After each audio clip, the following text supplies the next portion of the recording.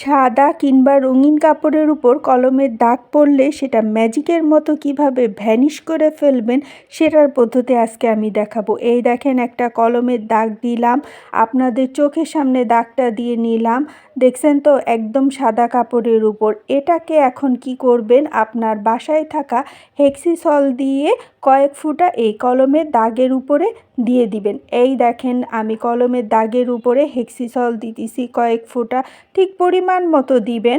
তারপরে কোনো রকমের সাবান ডিটারজেন্ট ছাড়াই ঘষাঘষি করে শুরু করে দিবেন।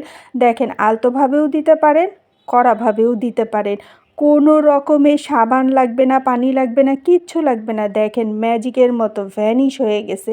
আমি 100% গ্যারান্টি দিয়ে বলতেছি, কোনো দাগ তো থাকবেই না, একদম সুন্দর পরিষ্কার হয়ে যাবে 100। আমার বাসায় কিছু পার্মানেন্ট মেহমান আছে, তাদের হাত থেকে কিভাবে এই পাটা আর পুঁতাকে রক্ষা করি সেটার পদ্ধতি আজকে আপনাদের দেখাবো। বলতে পারেন ছোট্টখাট্টো একটা টিপস। যাই হোক, আসল কথায় আসি। আপনার হাজবেন্ডের কিংবা ছেলের একটা গেঞ্জি নিয়ে নেবেন।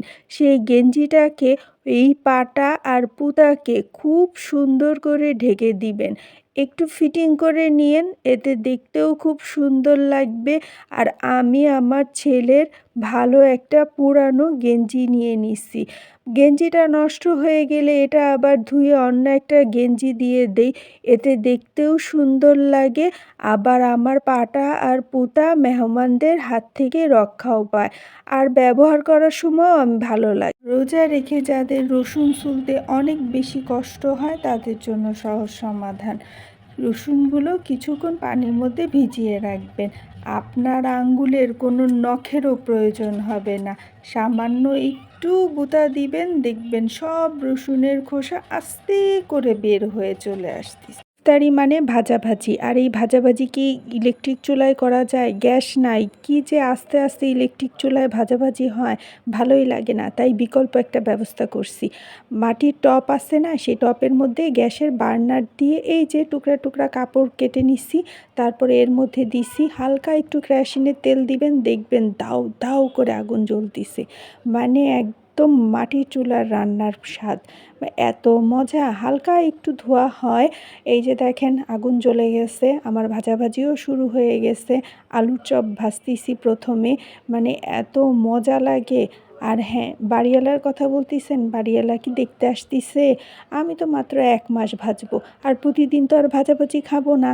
খুবই সুন্দরভাবে ভাজা যায়, আপনারাও কিন্তু এইভাবে করে নিতে পারেন। এই যে দেখেন, প্রথমে আলুর চপ ভাজছি, তারপর পেঁয়াজু ভাজতেছি।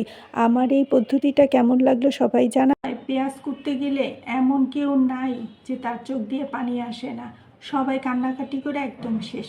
আজকে থেকে আর কান্নাকাটি নয়, আমি এমন একটা টুটকা নিয়ে আসছি যেটা ব্যবহার করলে কান্নাকাটি তো দূরের কথা, সারাদিন শুধু হাসবেন আর হাসবেন। চলেন যাই, টুটকাটা ব্যবহার করা দেখে আসি।